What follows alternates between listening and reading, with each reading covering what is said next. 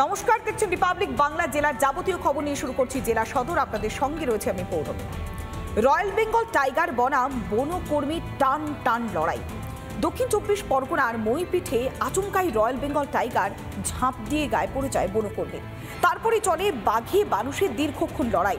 সহকর্মীদেরকে বাঁচানোর জন্য এবার বনকর্মীরা লাঠি দিয়ে লাগাতার আঘাত করে রয়্যাল বেঙ্গল টাইগারকে, কিন্তু তারপরেও বেগ পেতে হয় বনকর্মীকে উদ্ধার করার জন্য। এই ঘটনায় রীতিমতো চাঞ্চল্য সৃষ্টি হয় মইপিঠ এলাকায়।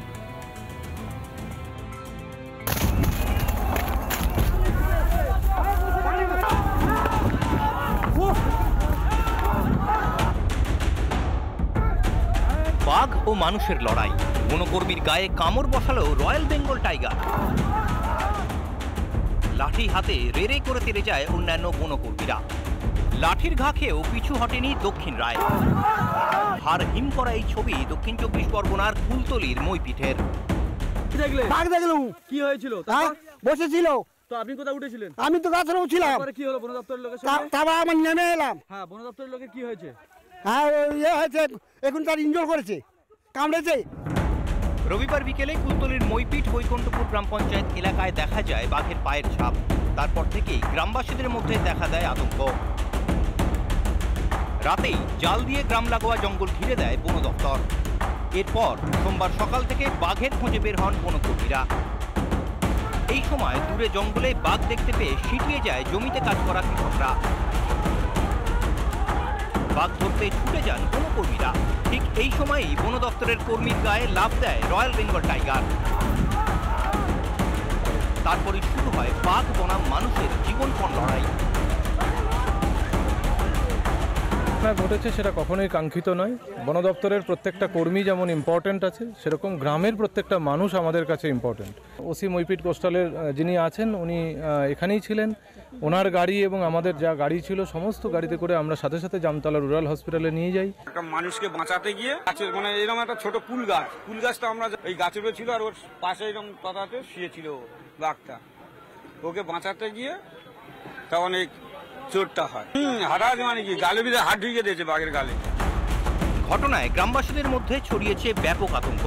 ভীষণ আতঙ্কে তো আছি আমরা, প্রচুর আতঙ্কে থাকি। রাত্রে তো বেরোতে পারি না, ভয়ে বাড়ির মধ্যে থাকি। এই ছেলেপুলে নিয়ে থাকতে হয় তো। গুরুতর জখম অস্থায়ী বনকর্মী উদ্ধার করে নিকটবর্তী হাসপাতালে নিয়ে যাওয়া হয়। পরে তাকে কলকাতার SSKM হাসপাতালে স্থানান্তরিত করা হয়।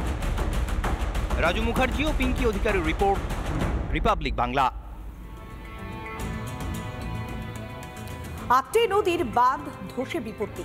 জলের তোড়ে ভেঙে গিয়েছে বাঁধের লোহার কাঠামো। এমনকি হুহু করে জল ঢুকছে, কেননা পাশের যে মাটি সেই মাটিও পুরোপুরি ধসে গিয়েছে। আর তারপর থেকে আতঙ্ক সৃষ্টি হয়েছে ডাকরা এলাকার বাসিন্দাদের মধ্যে। কেন বাঁধ তৈরি করবার কয়েকদিনের মধ্যেই বাঁধ এভাবে জলের তোড়ে ভেসে গেল? তাহলে প্রশাসন কি করলো? মাত্র কয়েকদিনের মধ্যেই ঘটনা ঘটলো কেন? রাজ্যের শাসক দলকে কাঠগড়ায় তুলেছেন সুকান্ত মজুমদার।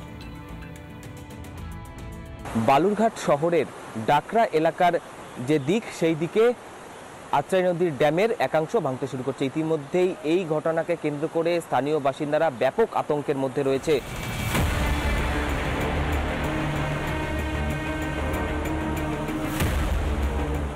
সোমবার ভোররাতে ভেঙে পড়ে আত্রেইর বাঁধের ওপর থাকা লোহার কাঠামো। জলের তোড়ে ভেঙে যায় সেই কাঠামোটি। গতকাল রাত থেকেই প্রায় ঘুম উড়েছে স্থানীয় বাসিন্দাদের। তারা বলছেন কয়েক বছর না যেতেই বাঁধ কি করে ভেঙে গেল, এবং বর্ষাকাল আসার আগেই বাঁধ ভেঙে যাওয়াকে কেন্দ্র করে ব্যাপক চাঞ্চল্য ছড়িয়েছে বালুরঘাটের ডাকরা এলাকায়। শুখা মরশুমে এই বিপত্তি। প্রশাসন যদি পাকাপোক্ত ব্যবস্থা না করে তাহলে এলাকায় বড়সড় ক্ষয়ক্ষতির আশঙ্কা স্থানীয়দের। একটা লিকেজ হয়েছিল, সেই লিকেজ থেকে এটা এখন বড় আকার ধারণ করেছে। এটা ভেঙে যাচ্ছে, ভেঙে তো জল যাচ্ছে, বাঁধগুলো ভেঙে যাচ্ছে। কাল সন্ধ্যার থেকে ভাঙা চালু ভাঙবে করে আছে, আরও ভাঙবে। সিঁড়িগুলো আছে, সিঁড়িতে কোনো রড নেই, থেকে মাটি ডাউন হয়ে গেছে, ভেঙে পড়ে গেছে। তার থেকে আস্তে আস্তে বড় ধরনের আঘাত হয়েছে। কয়েক বছরের মধ্যেই বাঁধের এই পরিণতি ঘটায় রাজ্য সরকারকে দুষতে ছাড়েনি বালুরঘাটের সাংসদ তথা কেন্দ্রীয় মন্ত্রী সুকান্ত মজুমদার। বিষয়টি নিয়ে সোশ্যাল মিডিয়ায় সরব হন তিনি। মুখ্যমন্ত্রীর অভ্যাসই হচ্ছে বিন তুগলকের মতো, মোহাম্মদ বিন তুগলকের মতো, উঠলো বাই কটক যায়। ওনার মনে হয়েছিল ওখানে একটা বাঁধ বানাতে হবে, বানিয়ে দিলেন।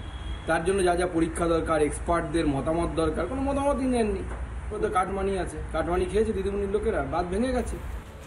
অন্যদিকে সকাল থেকে ঘটনাস্থলে দেখা যায় জেলা প্রশাসনের আধিকারিকদের। এখন আপাতত যে জলের ভেলোসিটিটা এটা কমানোটাই মেইন টার্গেট। তো ওনারা বালির বস্তা এগুলো বলেছে ভেলোসিটিটা কমাতে হবে, তারপর যেটা লস হয়েছে আর কি, ইরোশন হয়েছে, সেটাকে রেস্টোর যতটা করা যায় সেই ট্রাই করা হচ্ছে। সেন্ট্রাল ডিজাইন অফিস থেকে টিম আগামীকাল ঢুকছে এখানে। ওনারা এবার দেখে ব্যবস্থা নেবে কিভাবে এটা পার্মানেন্টলি সলিউশন করা যাবে, আর যেটা হয়েছে আর যেন না হয়। কি কারণে এমন দুর্ঘটনা খতিয়ে দেখতে কলকাতা থেকে বালুরঘাট যাচ্ছেন আধিকারিকরা। এই মুহূর্তে স্থানীয় বাসিন্দাদের মধ্যে একটা আতঙ্ক ছড়িয়েছে এবং কবে এই বাঁধ মেরামতি হয় সেদিকেই কিন্তু নজর থাকছে। দক্ষিণ দিনাজপুর থেকে রিপন ভৌমিক, রিপাবলিক বাংলা। মালদা জুড়ে বারবার দেখা যাচ্ছে বন্দুকের শাসন। কখনো আক্রান্ত হচ্ছে কাউন্সিলর, কখনো তৃণমূলের নেতা কর্মী। আর এবার খাস জমি দখল করবার জন্য বাধা দিয়েছিলেন এক ব্যক্তি, আর তার বাড়িতে গিয়ে আগ্নেয়াস্ত্র নিয়ে রীতিমতো হুমকি দেওয়ার অভিযোগ স্থানীয় এক ক্লাবের সদস্যদের বিরুদ্ধে। এই ঘটনাকে কেন্দ্র করে চাঞ্চল্য সৃষ্টি হয়েছে কোতোয়ালি এলাকায়।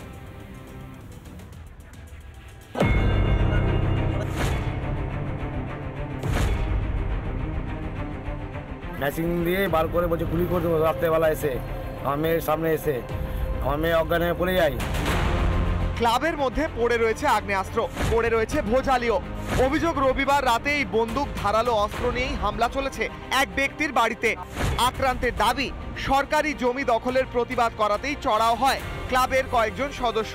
3-4 দিন আগে এই পিলারগুলো গেছিল মাঠে, সব পাবলিকরা বলছে এটা অন্যায় করছে, আমি ওটা বাধা দিয়েছিলাম। এটা জায়গাটা আছে ঘাটে, নদীর চর, আমি প্রতিবাদ করেছিলাম। তারপরে আমার পরে আকর্ষ নিচ্ছে ওরা মারার জন্য। মালদার কোতোয়ালির নিমাশরাই এলাকার এই ঘটনায় আতঙ্কিত স্থানীয় বাসিন্দারা। যে কোনো মুহূর্তে ঘটতে পারত বড় অঘটন, এ কথা ভেবেই হাড় হিম হয়ে যাচ্ছে তাদের। বাড়ি থেকে বেরোনো যাবে না, তো তুমি যা যে পরিস্থিতি দেখা যাচ্ছে, এতগুলো জিনিস পড়ে আছে, মানে তো কালকে তো মারার প্ল্যানে ছিল। যদি লোকজন আমরা যে না আসতাম তো পুরো মেরে ফেলে দিত ওরা।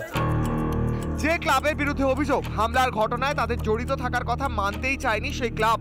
অভিযোগ নিয়ে আসলে যে সবকিছু প্রমাণ হয়ে যায় তা তো না। অন্যায়ভাবে ব্যবচার করেনি ক্লাব, সবসময় সবার সঙ্গে সহযোগিতাই করেছে। তবে মালদায় বন্দুকের রাজ নতুন নয়। বছর শুরু হতে না হতেই ইংরেজবাজারে গুলিতে ঝাঁঝরা হন তৃণমূল কাউন্সিলর দুলাল সরকার। এরপর কালিয়াচকে গুলি করে পিটিয়ে খুন করা হয় তৃণমূল কর্মীকে। মানিকচকে তো আবার ভলিবল টুর্নামেন্টের উদ্বোধন হয় শূন্যে গুলি ছুড়ে। কাদের আশকারায় আগ্নেয়াস্ত্র দাপাদাপি চলছে মালদায়। তৃণমূলের প্রশাসনের সময়, এই প্রশাসনিক কালে এই দলদাস পুলিশ কোনো জায়গায় এই দুষ্কৃতীদেরকে কোনো জায়গায় রোধ করতে পারেনি। আর্মসের যারা স্মাগল করছে, আর্মসের যারা অপব্যবহার করছে, তাদের বিরুদ্ধে ড্রাস্টিক অ্যাকশন হবে। এদিকে কোতোয়ালির ঘটনায় বাবু শেখ নামে একজনকে গ্রেফতার করেছে পুলিশ। রিপাবলিক বাংলা। নানা ধরনের কন্টেন্ট দেখার জন্য লাইক করুন, শেয়ার করুন আমাদের ফেসবুক পেজ, সাবস্ক্রাইব করুন আমাদের ইউটিউব চ্যানেল। পাশাপাশি অন্যান্য ব্রেকিং নিউজের জন্য অবশ্যই চোখ রাখুন রিপাবলিক বাংলায়।